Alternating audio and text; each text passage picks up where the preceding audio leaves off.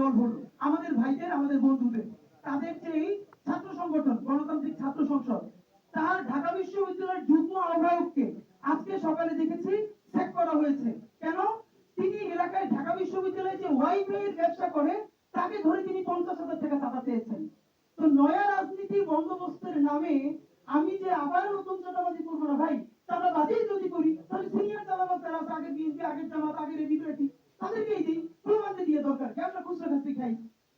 আর হ্যাঁ, যদি নতুন রাজনৈতিক বন্দোবস্ত করতে চান তাহলে স্থানীয় সরকার আর জাতীয় নির্বাচনের চেয়ে বড় হলো পলিটিক্যাল কালচার।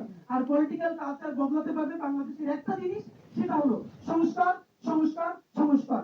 যেই কথা সংস্কারের বিপক্ষে দাঁড়াবে, ডক্টর ইউনূস সাহেবের সাথে মিলিয়ে বলতে চাই এই কথাটা অত্যন্ত পছন্দের, যেই যেই দল যেই যে সংস্কার মানবে না হুইসাইটি দিয়ে দেওয়া হবে। আমরা যেন 100 বছর পরেও বাংলাদেশ যে ইতিহাস বিনির্মাণের সুযোগ পেয়েছিল তার সাথে তারা গাদ্দারি করে তারা বাংলাদেশকে আবার বিক্রি করে দিল, দাবিদার করলো, করদরাজ্য করলো, তাদেরকে যেন আমাদের বাচ্চারা, আমাদের পরবর্তী প্রজন্ম চিনতে পারে, সেই জিনিসটা অন্তত আমরা চাই। বাংলাদেশ বাঁচুক, বাংলাদেশ জিন্দাবাদ, ইনকিলাব জিন্দাবাদ।